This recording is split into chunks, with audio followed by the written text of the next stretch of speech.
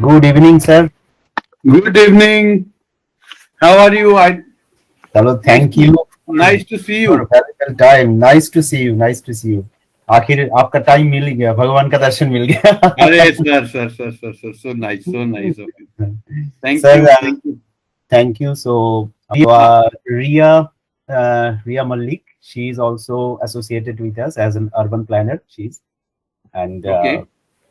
Ria, you know the man also. Hello, sir. Good Yeah, He's hi evening. Ria, how are you? Nice to see you. Yeah, now the podium is both of you. Oh, you please. I will be the listener only. Shut down my camera. Thank you, sir. Thank you. Okay. Thank you, sir. Uh, okay, sir, I welcome you for this interactive evening, Thank you, and Ria. we are looking forward to learn so many things on urban aspects through these interactive sessions. So I basically have not I, we have some very specific questions in terms of sustainable urban development and what is the urban agendas and vision 2047, which is actually a very very hot topic right now. And after the budget which has been showed in recent days, so much importance have been given to the urban developments and SDGs in corporations, then inclusive developments kind of things. So basically, these interactive sessions is all to understand how this thing is going to happen in long terms. Sure. So my first questions to is, we know about NIUA, what National Institute of Urban Affairs do since 1976.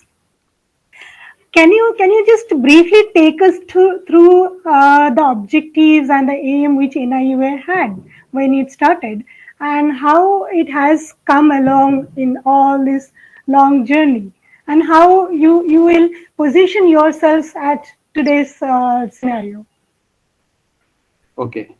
First of all, thank you, Ria, and thank you, Vishwajit ji, for inviting me for this session. It was really great pleasure and honor to be here. Your first question, and you definitely, I agree with you, Ria, when you are saying that urbanization, I think urbanization has come back first time, and the government has started realizing the importance of urbanization, because 50% of our country will be urbanized by 2050, and now we are no more will be the a rural economy, we will be the urban economy. So urban is going to drive the new economic development, or the call which honorable prime minister has given for 5 trillion economy.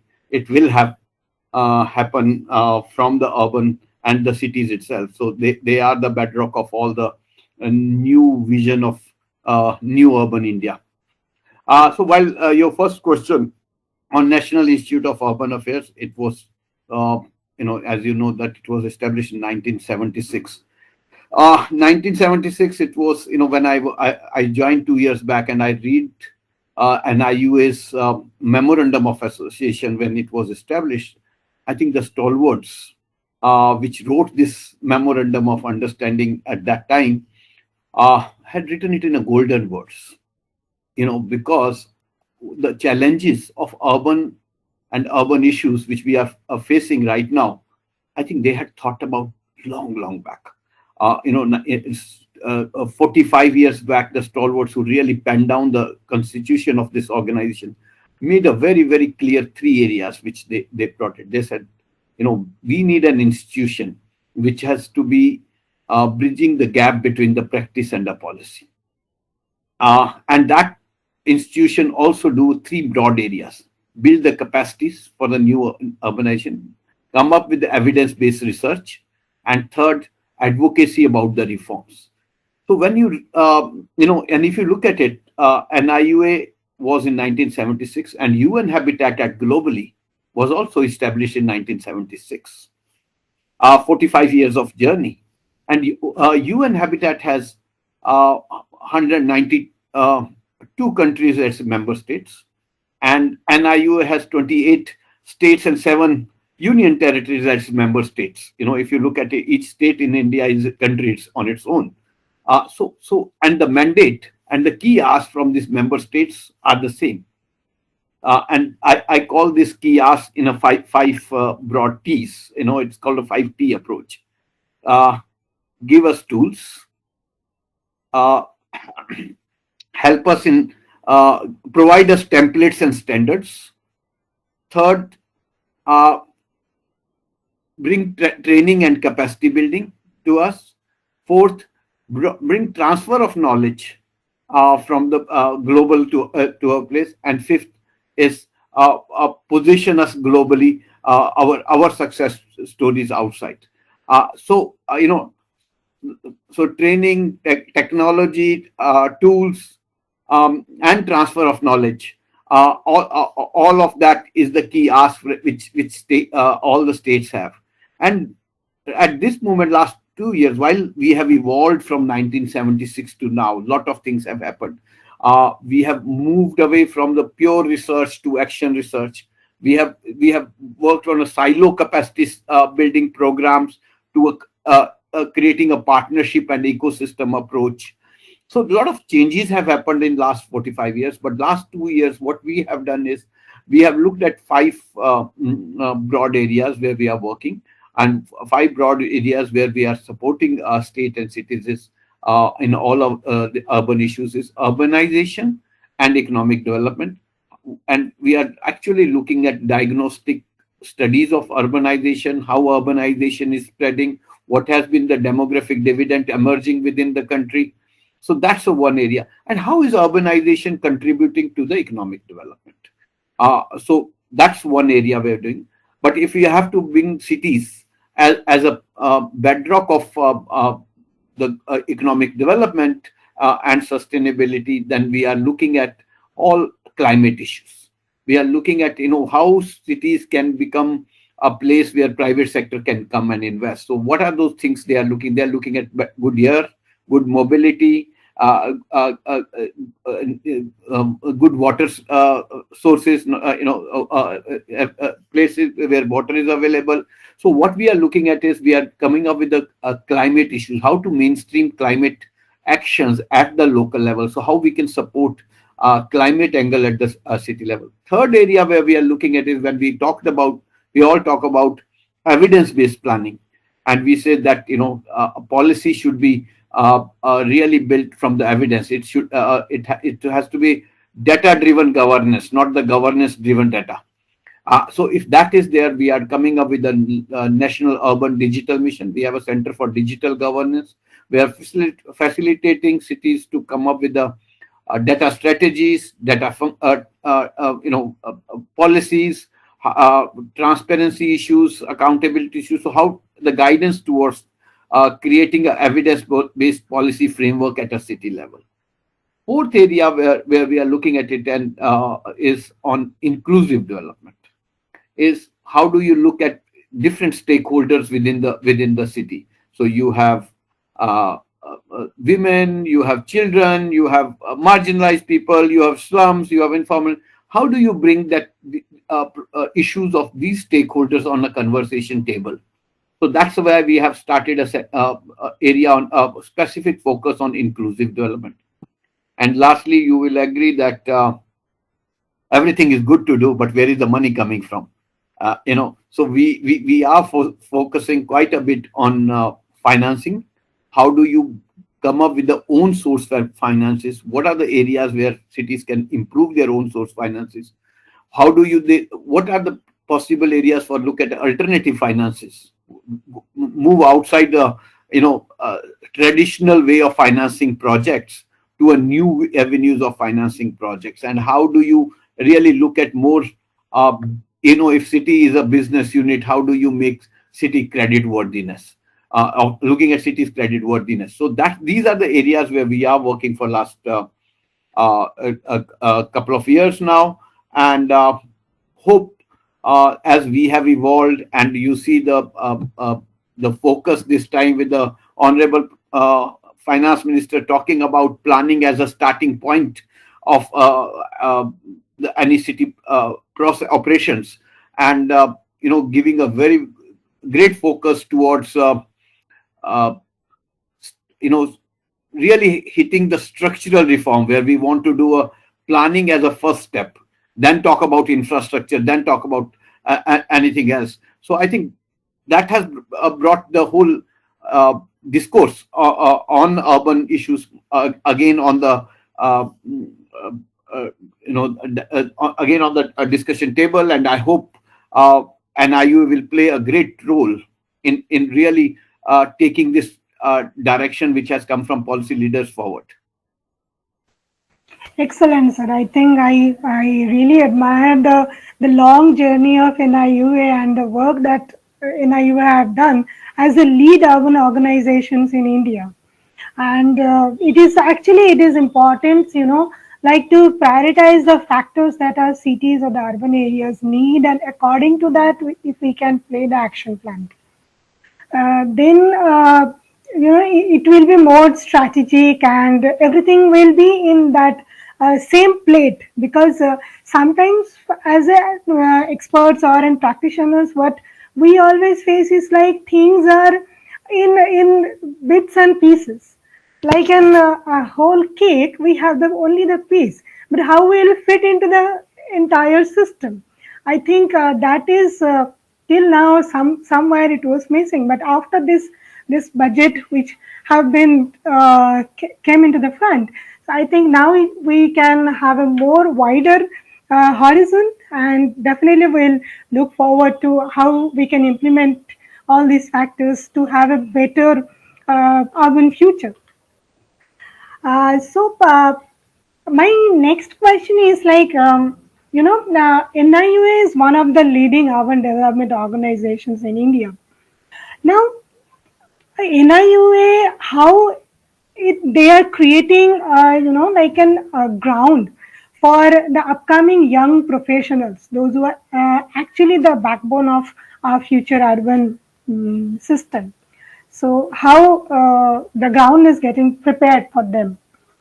Okay, great. As you said, we are now talking, we are in a Amrit Mahotsav, which we are saying, and next 25 years, I definitely say for myself, I may not be there, but it is the young brigade who will be seeing that 100 years of new India. So, it's a right time that we have to start looking at nurturing the youth of this country and making them, uh, how do you say, making them equipped uh, to the new urban challenges which are emerging, because a lot of challenges which we have studied in our lifetime uh, were not there, which we are struggling with that. And maybe another 25 years there will be a new set of challenges in the urban areas. So we have to equip them, and we have to nurture them from now. And IUA, as a think tank of Government of India, we are looking at 4 or 5 areas where we are nurturing the young people and giving them, so that they can really work on the ground, soil their hands with the challenges, because they are going to be the next city leaders. They are going to be the next, city administrators. So how do you equip them with the challenges at this moment time? So we have started 4 or 5 programs. One, we have coming up with this SAR, where we are looking at academia and research working together, and showcasing them some of the projects where they can evaluate those projects independently with the new thinking, and come up with the what has been their thinking towards this project, how this project could have been better, how this project could have been, whether this project has been an impactful project, whether this project has a scalability issue. So those learnings they can do. Second thing is, we are nurturing students by sponsoring some of their thesis. So that's an area where we are telling final year students, doing a thesis challenge where they can come up and we can sponsor their thesis, and then they get a real knowledge of the subject area and all the challenges of the area. We have started a urban learning internship program where we are requesting the young people to start and start joining as the interns within the urban local bodies. So that's the online open program where we are working. We have started a lot of fellowship program. One of them, already a lot of people know India Smart City Fellowship Program. Now we are looking at National Urban Digital Mission NUDM Fellowship Program. So the students, when they pass out and if they have a special interest, they can join this fellowship program, work with these programs for 1 or 2 years, understand the challenges what are on the ground, and then when they start practicing them and start addressing those issues. We have also started a lot of challenges like nurturing neighborhood challenge, where young people can look at the neighborhood and see how they can really redesign and relook at neighborhood from the different perspectives and come up with the solutions to those programs. So that these are the areas where we are working with, and a lot of areas where we are saying that particularly air quality, mobility, and others. Based on these projects, we are working very closely with academic institutions so that the curriculum can also be influenced by the new challenges, new areas. So when they start teaching the students, they are all, the curriculum is also newly or equipped, and they can get a much more innovative ways of addressing those challenges, and they can equip students with the new areas and new ideas to take it forward. I think actually these kind of fellowships and platforms can actually, make the young people so much equipped with the actual on-ground problem and challenges what our cities are facing or the people are facing. And Yeah. once we have this kind of challenges, once we understand it, because to be very honest, in the academic level, we kind of won't understand what actually on-ground people or the challenges are happening. So to address to that as an experts, we need to get through that problem to understand it and how to penetrate that issues and solve it. So I think this kind of platform is really a great opportunity for the young people, those who are too very much interested in rejuvenations and redeveloping our cities in a better way. Yeah. It's a great thing, sir. I'll take the discussion further. Like, what do you feel like for this long process and this kind of initiatives? I'm sure that NIUA have long way to go from now onwards. But what kind of expectations do you think the country have from NIUA? Well, I think key expectations, if I have to say from NIUA, is NIUA to play a role of a think tank, NIUA to play a role of a bridge between the practice and the policy. And when I say think tank, is like all the learning which we get from the platform, and NIUA should emerge as a platform where challenges of the cities can be really put forward to the policymakers. So NIUA has to invest 3 or 4 areas where I see we need to really work. One is the NIUA's expectation from the country as a whole is connecting the dots, which I talked about, bridging the practice and policy. And NIUA also has to come up with the new areas which are emerging and how do the governance issues can be addressed vertically and horizontally. So NIUA has to come up with the vertical or horizontal linkages and how they can emerge. So more guidance towards that. And now urban has no longer remained a single department and all. It has talked about multi sector organization, multi agency coordination. So what has to be the coordination effort at the local level? How that coordination will work? That's the area where we have to work. Second area which we have to work is coming up with the empirical research. And I think when I say empirical research, I mean building scenarios and frameworks to actually do things. How do you coming up with the standards? Because right now, whether it's a digital, whether it's a domain, we definitely need a lot of investment to standards. Where do we want to go? What is the level of minimum viable product which we want to give it to state and cities, in terms of whether it's a water, whether it is a air quality, where it is a accessibility. What is that minimum viable product which we should be really aiming at? And citizens should know this is what I minimum I get it. This is, before the above that, if I want a best, then you have to pay for it. But this is the minimum I should be really expecting from my city governance systems.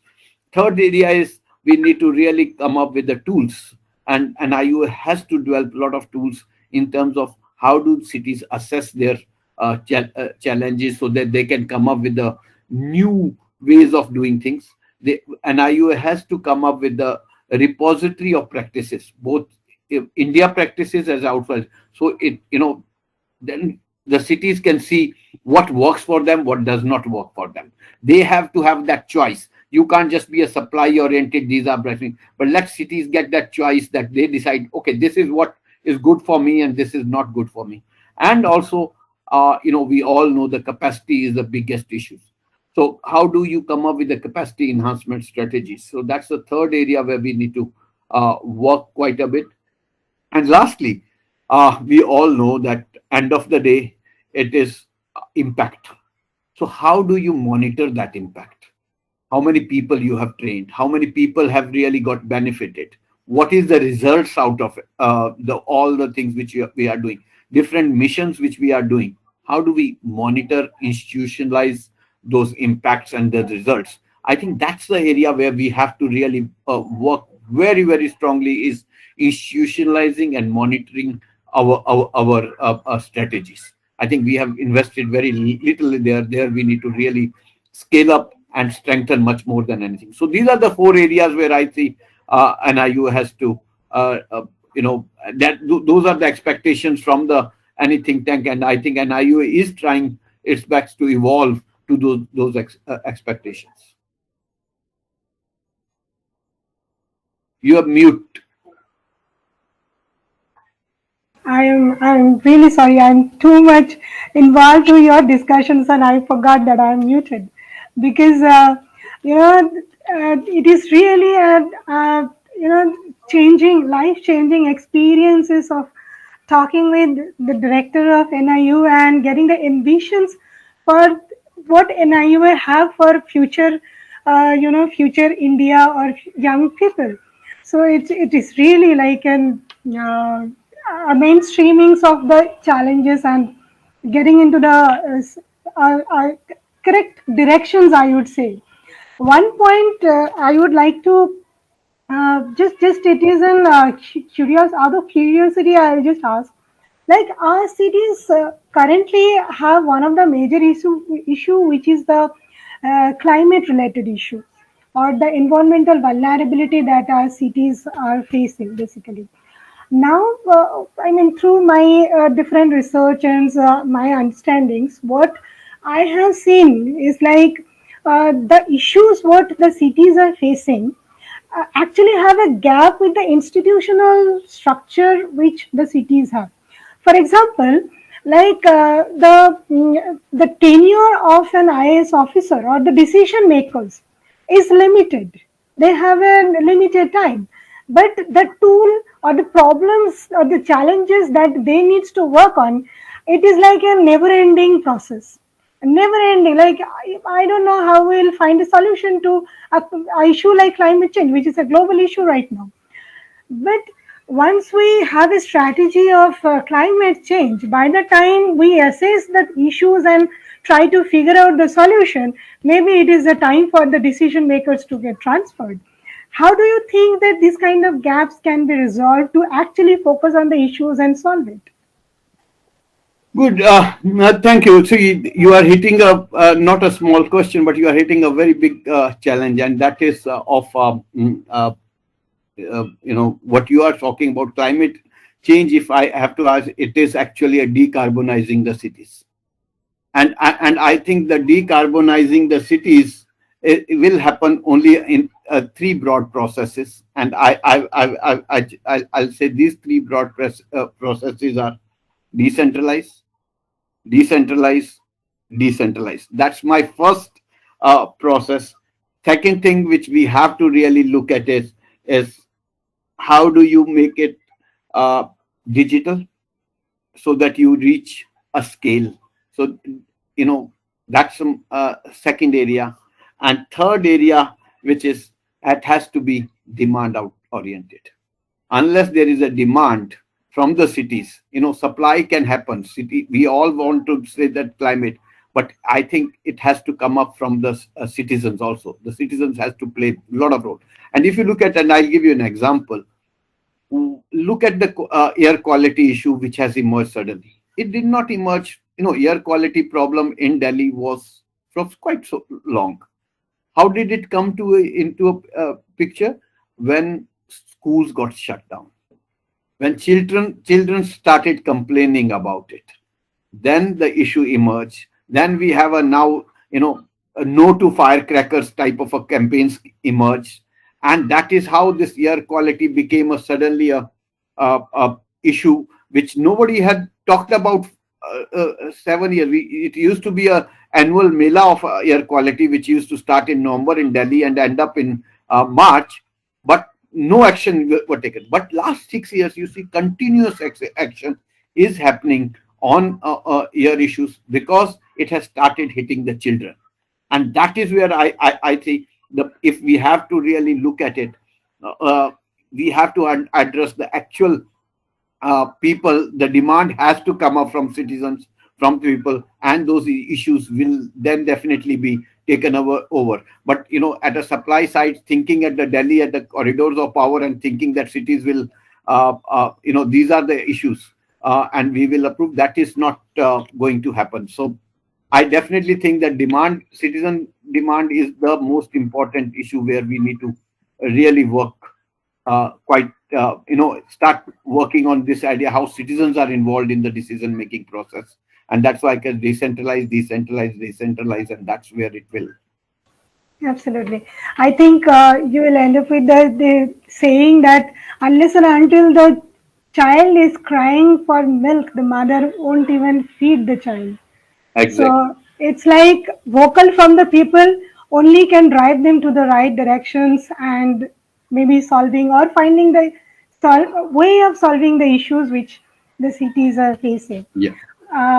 Okay, so now I'll move to my next question, which is very specific about the India Vision 2047. So, how have you envisioned this India Vision 2047, and how the relevance of it for the current scenario? See, as we said, current scenario, we all know that 2050 India will be 50% urban. So we have no choice but to really start working towards a good India. It's what is that India which we want to really leave behind to our next generation is the one area where all of us need to start thinking about it.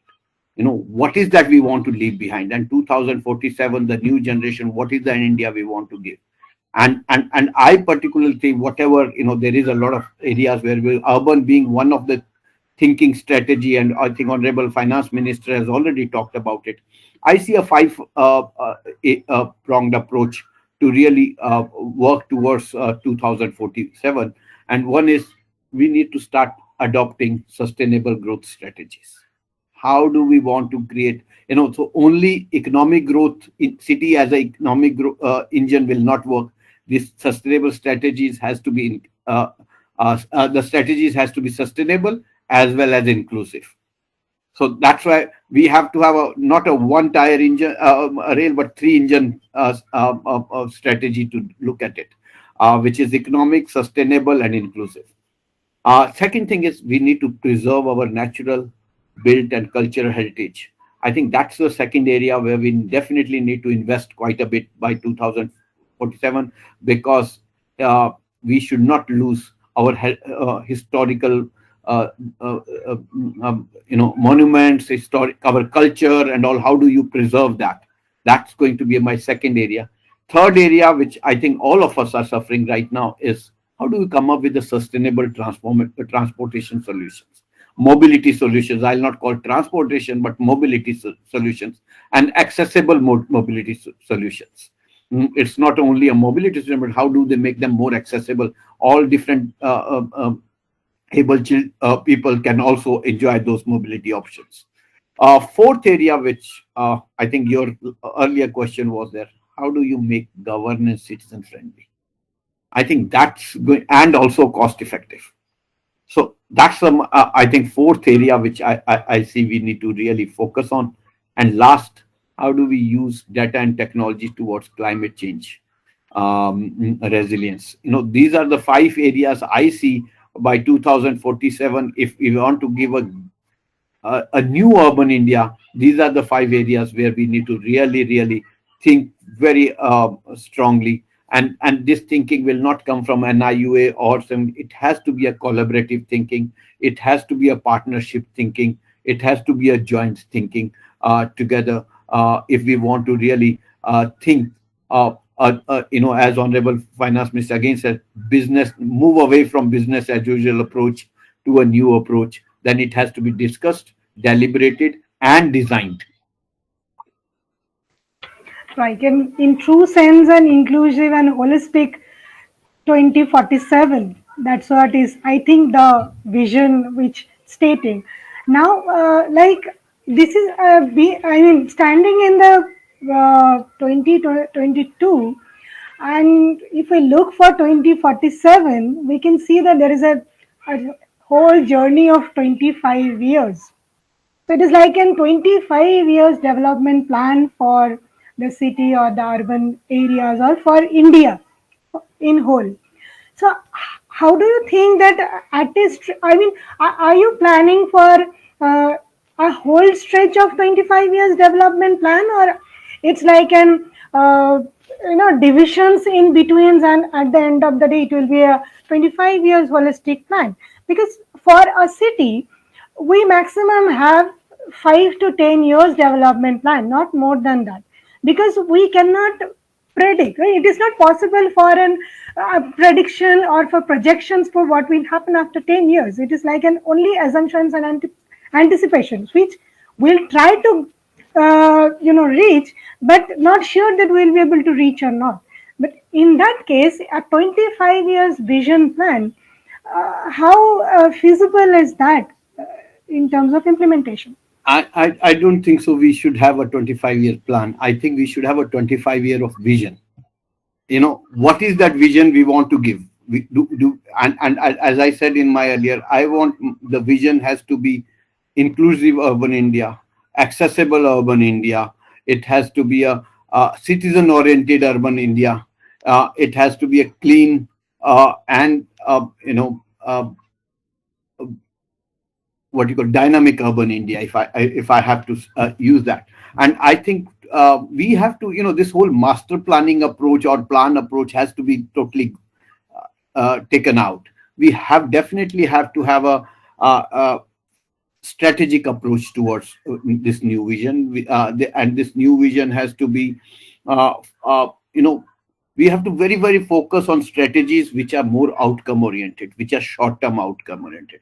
We can have 3-year strategy, 5-year strategy, but this has to be strategically oriented vision. It has to be very, very outcome oriented strategies. And for that, we have to have a clear roadmap, short term and long term, with the short term priorities and projects identified and look at it. But also I say that when we are developing a vision of a city, then it should not be a mission thing. All the missions which we are doing, whether it's a smart city mission, Atal mission, Swachh Bharat mission, they all should talk to that plan. So there should not be a 9 planning instruments. There should be a 1 planning instrument, and all others should be a strategies towards that plan. And I think that is where city as a whole should be looked as a unit, and it should have a plan. So, and that's why it also comes back. If that is the unit and city as a whole, then we need to look at, if these are the outcome, then we have to really go back and say what should be the governance structure. If these are the outcome, what are the outcome I want from my city? If as a normal citizen, what I want, I have a good mobility. I can go to my office in time, I can come back. That's one thing. I want a good air quality. I want a good education. I want water 24/7 water supply. I want in economic development. I have a job in the city. So if these are the my outcomes which I am looking from the city, then look back and see what type of governance structure I look at it. And that's why I'm saying that it should be governance driven data rather than data driven governance rather than the governance driven data. So it's like a bottom-up approach instead of an top-down approach. Yes. So the grass line, if what people need, based on that, if we feed them, I think that will take us to an inclusive or an integrated urban development. Yeah. And in that case, it is like an 2020 game test match. Like we have to reach 100, but let's play 2020. Yeah. Exactly. Then maybe we can score more to Yeah. reach hundreds. Yeah. Right, absolutely. So once you are doing it, as you said, like based on the people needs, the approach should be. Now, what people need and what have been given to them till now, how this assessment, like if there is any gap, what has been, they should get it and what was supplied to them, like in demand and supplies. So before taking an approach, how the gap assessment you have thought to conduct to find, how to bridge that gap? See, again, as I told you, assessment is the starting point. So your creation of if you are talking about creation of a resilient infrastructure, creation of a good governance system, then you have to do a very thorough assessment. And one of the assessment where we are right now working on is on a climate. We have one of the largest climate assessment framework which we did through NIUA, where we have looked at 126 cities in the country, and we have covered around 40 million people through this assessment. And these were very simple indicators of put in the five broad buckets, how green and built environment is, how good is the built environment within the city, how is the greenery within city, how energy efficient cities are, how water secure cities are, do they have a mobility and air quality, better mobility and air quality, and a good sanitation and cleanliness. So these were five broad buckets these cities were. We have now the results of these cities. Now we can put them in different clusters. I can put up there 20 cities where air quality is the biggest challenge. There are 15 cities where mobility is the biggest challenge. And then I can develop my strategies based on that. So my capacity network, which I can create, is based on the actual problems and issues which has come out from the assessment framework. So I definitely think the time has come that, like a power grid, we need to create a capacity grid. All the capacity institutions may not have all the strength of domain knowledge or something.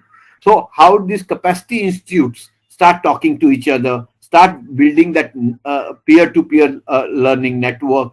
I think that is the need of the day. And like a power grid, it's a time we create that capacity grid within the country to really equip cities to address these challenges.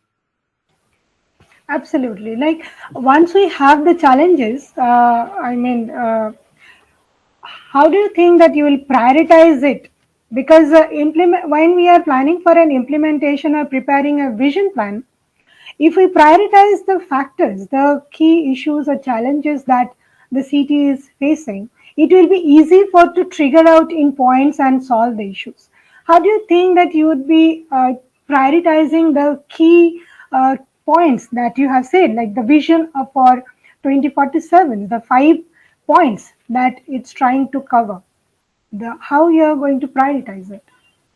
See, I don't think so. This will be prioritized by at a center level. Again, as I said, decentralization, decentralized cities have to prioritize based on the funding. They have to make up optimum utilization of funding which they have, and they have different sources of funding. So based on that, what is the priority one? What is the priority two? And which are the, again, this has to come from the citizen's point perspective. The citizen has to say that these are my three priorities, and it's a 25-year. So maybe first 3 years, these are my priorities. Second year, these are my priority, and that is how. And that's why I'm saying citizen engagement should not be looked at only while planning. It should be, we have to think about a citizen engagement throughout the project development process. And that is where we, right now what we do, we talk to them, finish it off, and then we don't take a next step. But unless we start citizens involvement as not as a just a checklist, but institutionalizing a role of citizen in the development process of the plan has to happen from the day one. So once you say the institutionalization of the structure, like once we are prioritizing it and putting the people voice in it. So I mean, many areas what we have noticed is like the things are done. Now we are just gone for an approval from the people. Like this is have been done for you. So are you accepting it or not? It is like that. It is so the people participations or public participations is missing in like if we take 100 as a whole, 80% I would say or 50% I would say that people participations are missing in terms of developments or policies or vision plans or anything. This kind of very few governmental bodies or ULBs have taken this people participation, the public participation as a key, and every stage of the institutional level they have a representative to say, to speak out. So that kind of gaps, I mean, you are telling me that in the for Vision 2047, these gaps is definitely going to get resolved, and people will be one of the key face to talk about their problems and get the solutions for their own.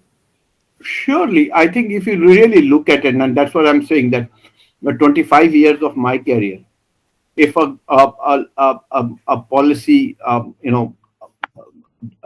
honorable minister spends 15-20 minutes on discussing urban issues, I think it itself says the new vision has shifted the pessimistic approach to the challenges of urbanization towards a more optimistic approach.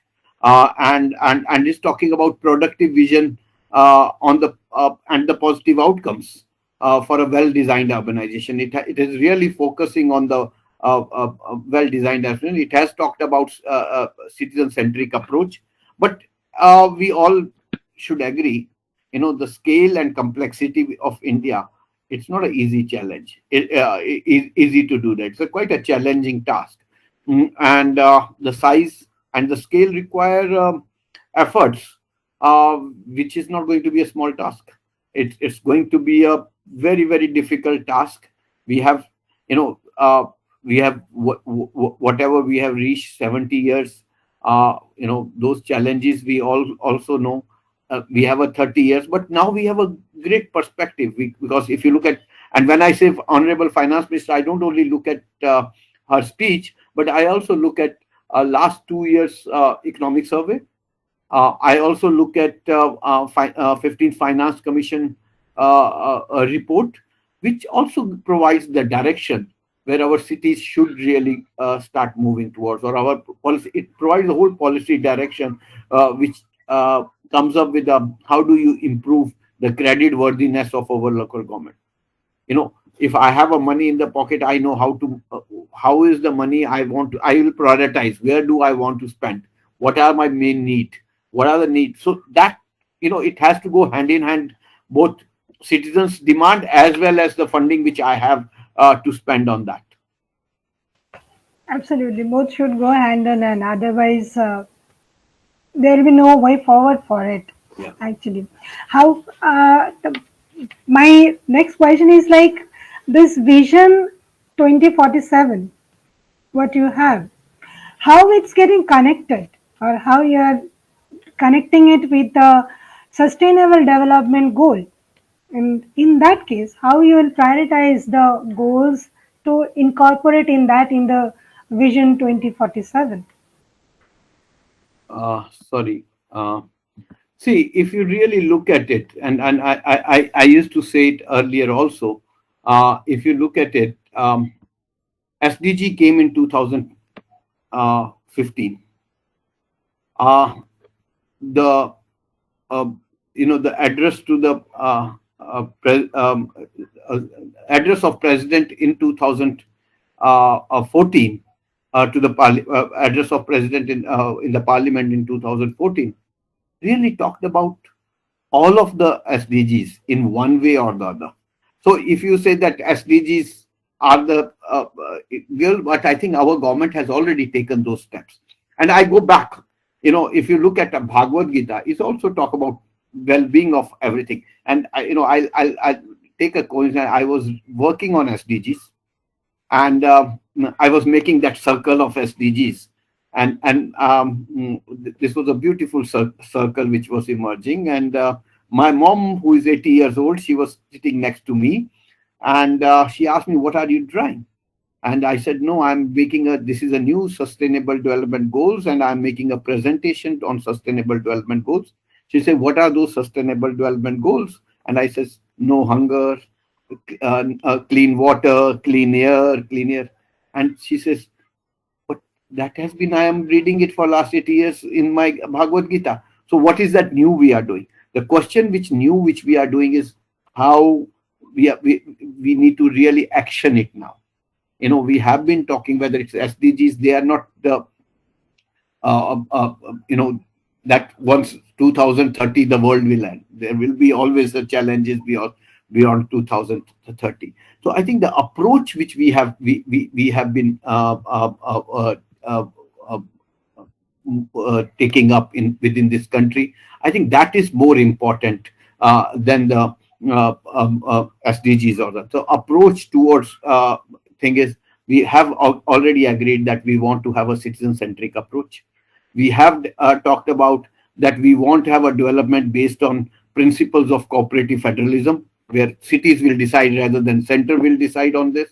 We have talked about focus on infrastructure and quality of life.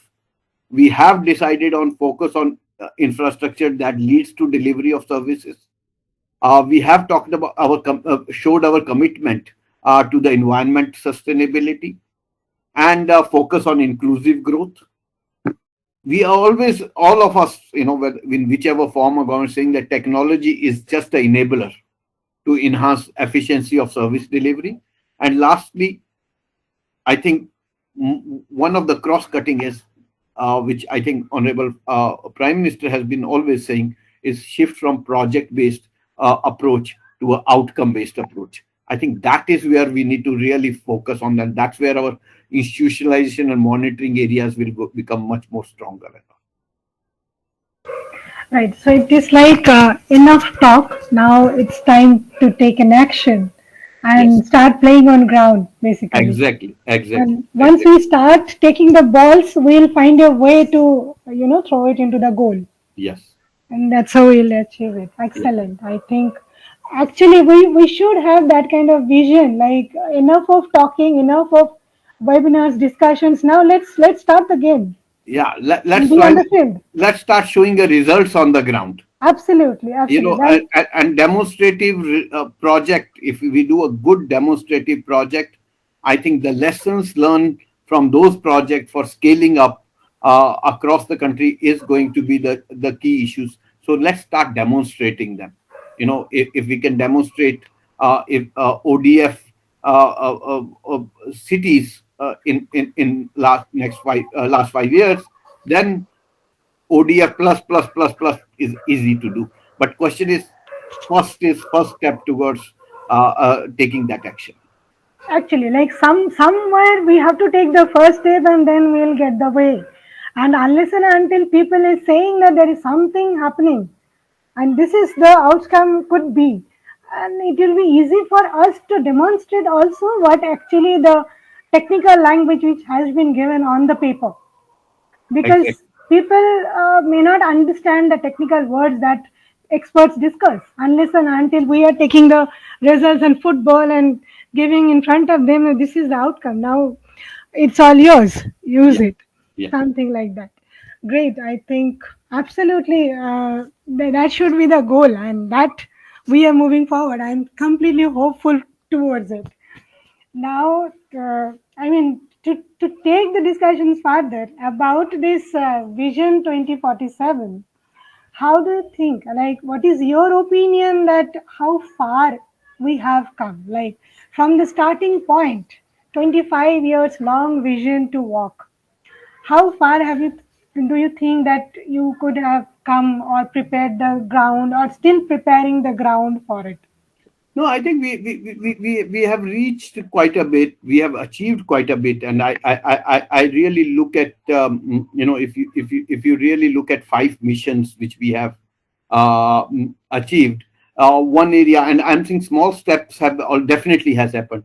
The first thinking, if you look at it, when we were talking about integrated urban planning, the smart city mission was a step towards taking a, let's take a small area, look at integrated planning. We might have not reached, because you cannot have a project development process and impact within 5 years or 6 years or 7 years. It takes a long time, but integrated urban planning approach has already been experimented, and we need to move forward on that.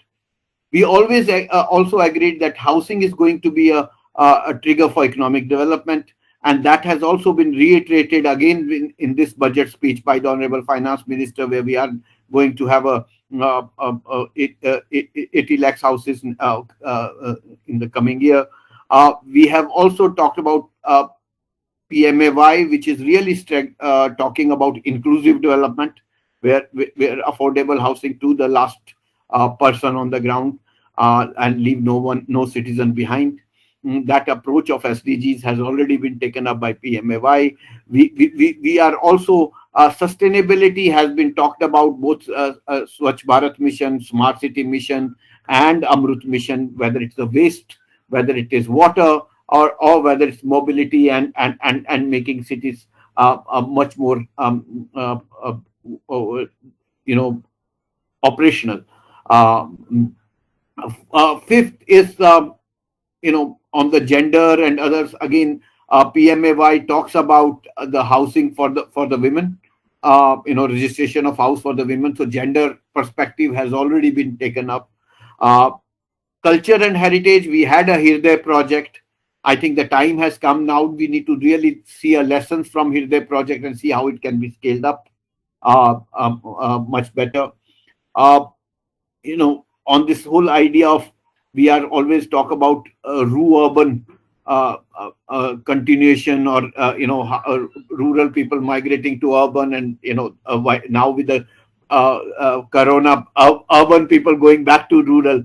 But how do you really balance all the missions in one way or the other telling? But I think this is again a great challenge which we need to really start saying, how we want to have a sprawl, or do we want to have a compact cities, or we have to create a hierarchy of cities. Within India, the way the urbanization has emerged, it has come up as a spontaneous urbanization. We have not planned urbanization, and the World Bank had called up on a messy urbanization. So I think with the honorable finance minister budget speech on focusing on planning, I think we will definitely come up with some kind of a hierarchy of cities, some kind of a relationship within the planning systems within the cities. Uh, Technology has been always, as an option for a last mile connectivity, has Smart City Mission has already talked about. Focus on inclusive, again coming from the rental housing options, which RERA has come up, rental housing scenario where migrants can be accommodated. Those issues have already been taken up, and I think a robust urban information system, which we all need, again is area where we need to really work quite hard. How, we all talk about data, but how is data going to be really used, so it becomes a more of information, and that inferences can be really brought out of this information. Those areas, there are a lot of areas where we still need to work, but I definitely see we are on a right path. But with the pandemic, and last 2 years, the way we have seen things have changed within the cities and others, we definitely need to, redefine our paradigms, planning paradigms. I think the time has come to redefine our planning paradigms. As you said rightly, that we need to have a from the top down approach. Again, from bottom up approach has to come up. We need to rethink some of the areas where we have gone wrong, where we have to really make progress, what changes we need to do. And this rethinking has to come collaboratively. It cannot be one institution or one organization, or only leave it only to the central government to do all the thinking and others. No, it has to be a collective thinking of all the levels of government together. What is the cities we want? And we definitely need to reinvent, because unless we reinvent ourselves, our way of doing it, our processes, we will definitely not reach the 2047 agenda, which is going to be a vibrant, equitable, and sustainable city. And if we have to do that, we have to reinvent our way of doing things. So I definitely agree with that. Absolutely. Like reinventions, we always need. Like we should always give a room where the room should be there for a change, because every day dal rice may not work. Sometimes we need to have something different dish to have a change in the taste. So in that case, when a city, it can be a development plan or a mission or a kind of an objectives for the developments, do you think that it should be flexible, like instead of being a dynamic static, if we can have a dynamic or flexible approach to it, it will be a great platform or a room for getting new ideas from there, and every ideas can help to develop it and make the things better maybe. So do you think that we can have some portions of the things, leave it for the next, and start it once we have everything on ground, then probably we can find out that this is the things that we need to trigger out, and accordingly we can focus on that part and reinvent the things. I mean, I just want your opinion about it. No, I think we have talked about it earlier also. Definitely, we need to be a very, very flexible, but very slowly building cities is not only the business of a central government. I'm being very candid. You think that master plan or whatever, it has to be central government can only create enabling frameworks. The National Institute of Urban Affairs as a think tank, we can create those help center to come up with those enabling frameworks. But the results has to be created, and that's what has to happen at the state and city government level, because urban being a state subject in our constitution, it has to results has to come up from there. And so it has to demonstrate the projects and work towards thing. And I think all private sector citizens have to have need to support by designing, by deploying innovative solutions to look at that. And I think we need to uh, measure this all these results, but it's going to be a complex task. It's not going to be easy task, and we require a critical look of all the actions. But if we have to move away from that outcome oriented governance framework which we have been talking about, then that governance framework also requires skill sets. Right now, if you look at it, the type of planners we have in our cities, hardly one planner for such a large cities. The ratio of planners, if you look at globally, I think if I remember correctly, London has around 10 for 1 lakh, and I'm not giving, whereas we have one for 20 lakh. So I'm saying that. So we need to really focus on creating a new skill and upscaling the practitioners at the local level. We definitely need planning skills, much more planning skills. We need a financing skills if these projects have to be financed and But more than that, we need a project development skills. We don't have a project development agencies at the city level.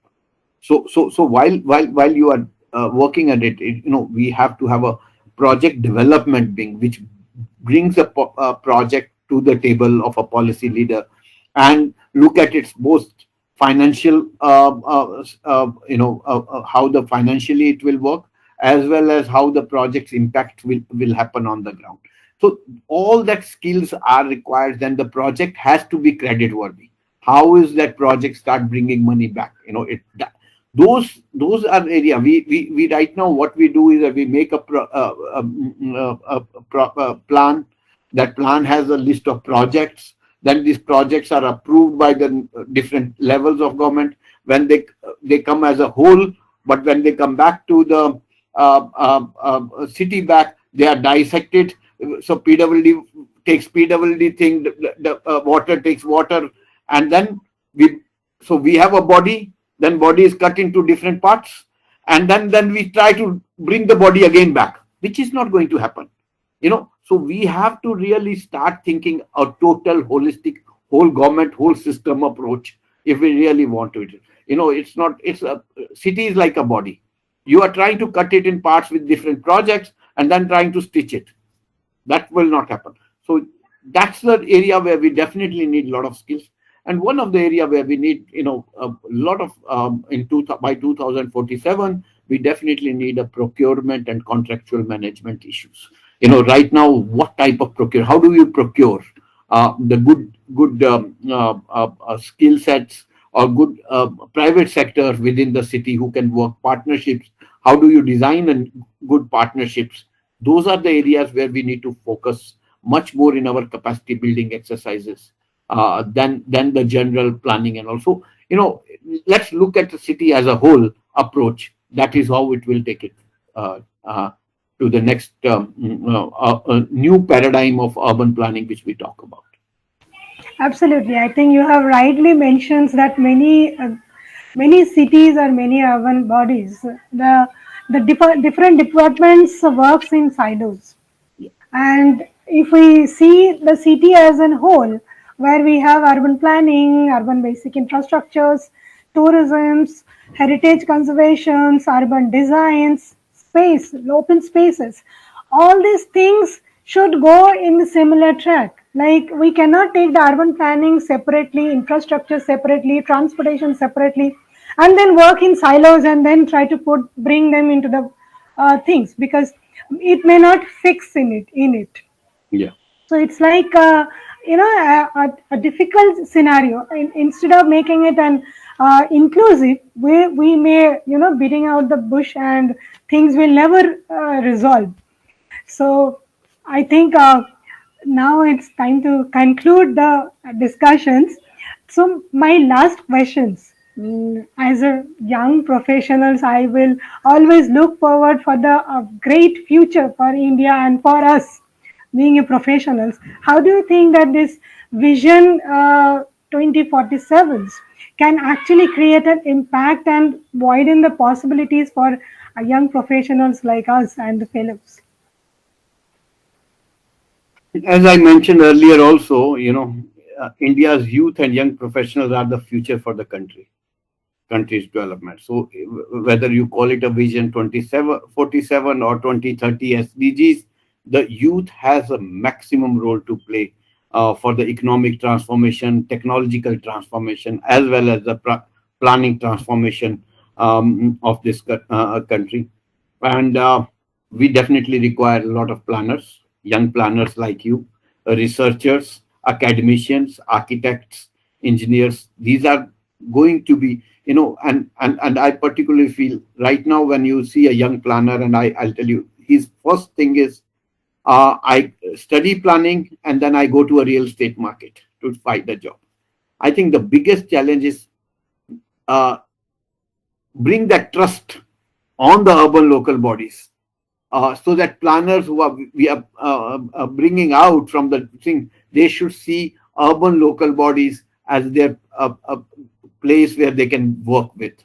That has not somehow come up, that they don't see urban planning as an organization where they want to really work. So how do you create that attention within the new generation that this is the place where they should be interested to work? So I think that's the area where we need to definitely uh, um, start doing a huge amount of investment, where urban local bodies becomes a first choice for the young people to start their career, and they can start learning. So that's where I look at it. But definitely we need new domains, new areas, and new thinking. If you have to rethink, redefine, and reinvent, then the young people has to come up and come up with the new innovative solutions and innovative ideas. So I'll take it as an invitation that you are inviting new ideas from all of us. Sure, definitely. Thank you. Thank you so much, sir. I think Thank this. you very much. Thank you for your questions. A little difficult, but I hope I was able to bat. May not be Tendulkar, but at least Rahul Dravid, I did bat all of them. I think you have scored 100%, and it actually, given us young professionals like us a new horizon and new visions, new way of thinking. Like we can proceed like that, and it is a really an uh, thinking, life-changing experience of directly discussing with you about these issues. And I'll definitely look forward, and I'll also tell my colleagues to look forward and have faith on your own professions. Yes, Definitely, we will have the things on place. Absolutely. that's. Thank you. Um, Thank you so much, sir. Thank. I would request Vishwajit sir to conclude the session now. Maybe. I think Vishwajit. Thank you so much. Thank you so much, sir. Thank you, It's Vishwajit. Thank I'm, you. I'm really locked down with your by hearing your interviews and the vision you have bearing with you, and with the and I just want to say that NIU has got a right director, and 2024 47, which is the agenda of our ministry of our government of India, and hopefully you will be the right person to bear the all visions with your mind. And it's really wonderful, and it definitely helps the researchers, the scientific officers, even the young urban professionals, those who come to the in that particular points in that particular subject, and they thought their futures with this subject. And hopefully jointly, collaboratively, whatever the activities we can do in support of NIUA, because we are right now, I think that it's become not a single-handed person, it's the responsibility. It could be a joint initiative through which we can develop a new India, we can succeed the concept of 2047 of New India Vision. So with this, once again, on behalf of SAIARD platform, I humbly congratulate and giving my sincere thanks to both of you, especially Hitesh sir, for this wonderful session. With this, thank you, sir. Jai Hind. Namaskar. Thank you. Jai Hind. Jai Hind. Thank you very Thank you. much. Thank you so much. Thank you, Ria. Thank you. Thank you, sir. Thank you.